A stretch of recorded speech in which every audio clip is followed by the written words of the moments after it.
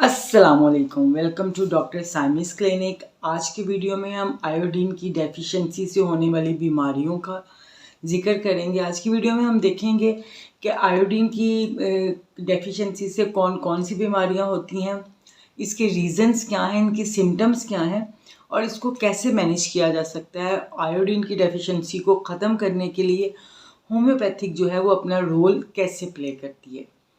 चलिए जी वीडियो को स्टार्ट करते हैं। आपको पता है मनाया जाता है 21 अक्टूबर को दुनिया भर में आयोडीन की डेफिशिएंसी का आलमी दिन मनाया जाता है, ताकि लोगों को पता चल सके कि आयोडीन की कमी से कौन कौन सी बीमारियों में हम मुब्तला हो सकते हैं। आयोडीन जो है हमारे जो मेन मिनरल हैं, जैसे कैल्शियम है, आयरन है, सेलेनियम है, कॉपर है, उसमें एक नाम आयोडीन का भी है।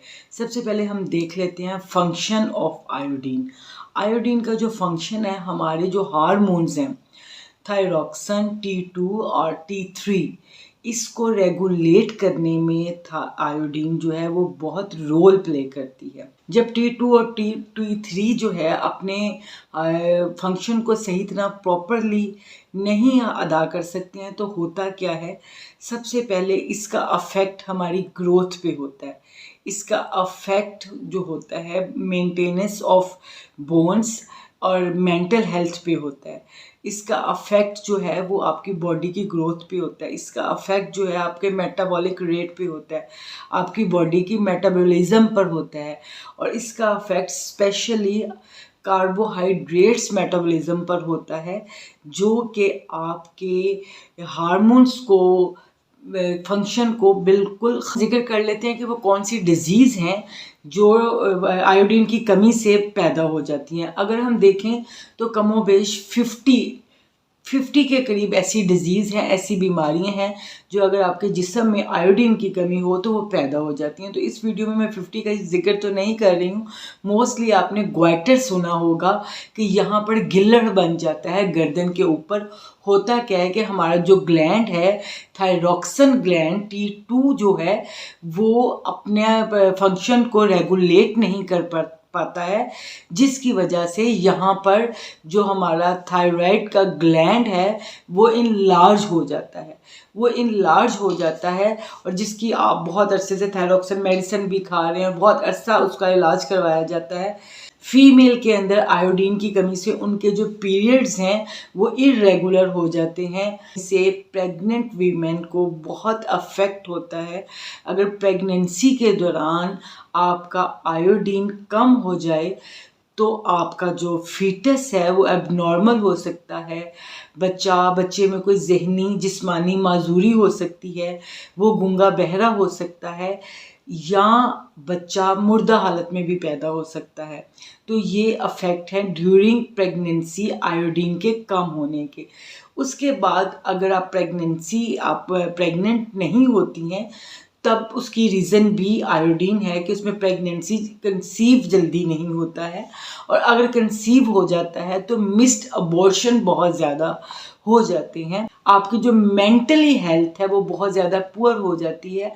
आप किसी एक नुक्ते पे, किसी एक पॉइंट पे कंसंट्रेशन नहीं कर सकते हैं। आप किसी एक बात को बहुत देर तक सोच नहीं सकते हैं। आपकी तबीयत में बहुत चिड़चिड़ापन आने लग जाता है। आपकी नींद बहुत डिस्टर्ब हो जाती है, या तो आपको नींद बहुत ज़्यादा आती है या आपको नींद बिल्कुल आना बंद हो जाती है।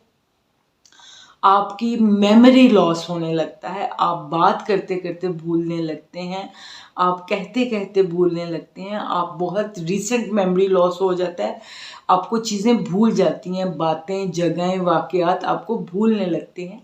ये हो जाता है आपको आयोडीन की डेफिशिएंसी से। अब हम देखते हैं कि हम आयोडीन की थायरॉक्सिन जिस वक्त अपना काम छोड़ता है तो सबसे एक बहुत ज़्यादा देखने में डिजीज़ आई है वो ओबेसिटी है। Rapid increase of weight and rapidly decrease of weight, यानी कि अचानक से आपका वेट बहुत ज़्यादा बढ़ जाता है, 10 kg का फ़र्क आने लगता है और अचानक से आपका वेट बहुत ज़्यादा गिर जाता है। तो आपको अपना टेस्ट करवाना है। सबसे पहले पता करना है कि बॉडी के अंदर आयोडीन की कमी तो नहीं हो रही है। अब इससे पहले कि हमने इसको ट्रीट कैसे करना है, इसकी सिम्टम्स को देख लेते हैं।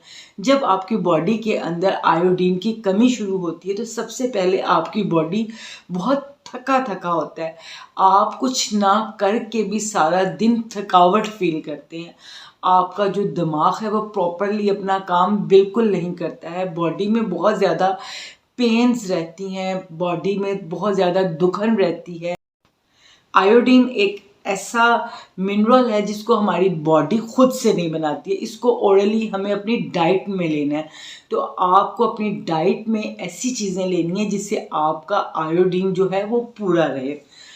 उसमें आपकी जितनी सी फूड्स हैं, सी फूड में सबसे पहले आप इनटेक ऑफ वाटर, पानी का इस्तेमाल बहुत ज़्यादा करें। उसके बाद अंडा है, एग के अंदर भी आयोडीन पाया जाता है। उसके बाद फ़िश के अंदर आयोडीन पाया जाता है, फ्रूट्स में पाया जाता है, वेजिटेबल्स में पाया जाता है।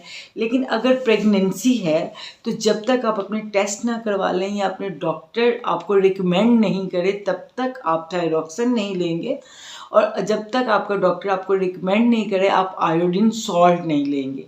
क्योंकि आयोडीन सॉल्ट बाज़ दफ़ा ये होता है कि हम डाइट बहुत अच्छी ले रहे होते हैं, उसमें हमारी बॉडी की में आयोडीन पूरा होता है, लेकिन उस हम एक्सेस यूज़ करना शुरू कर देते हैं आयोडीन का, तो जिससे आयोडीन की ज़्यादती की वजह से भी बहुत ज़्यादा बीमारियां जो हैं वो पैदा हो जाती हैं। तो कभी भी कोई भी टेस्ट करवाए बगैर, डॉक्टर की रिकमेंडेशन के बगैर आप खुद से मेडिकेशन बिल्कुल ना कीजिएगा, खुद से आयोडीन सॉल्ट को बिल्कुल यूज़ ना कीजिएगा, specially in pregnancy.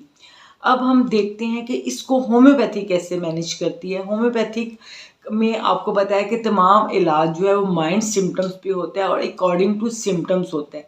According to symptoms आयोडम के ही नाम से आयोडीन के ही नाम से आयोडम हमारी मेडिसिन है, उसको रीड कीजिए, उसको पढ़िए। वो आपको आयोडीन की डेफिशिएंसी से होने वाली बहुत सारी बीमारियों को ख़त्म करने में आपकी मदद करेगी। ऐसे ही थायराइडिनियम है 200 में, वो भी थायराइड। इस वीडियो का मैंने एंड बनाया था लेकिन वो मुझसे डिलीट हो गया। चलें जी, मिलते हैं इंशाल्लाह नेक्स्ट वीडियो में नेक्स्ट टॉपिक के साथ। तब तक के लिए अल्लाह हाफ़िज़।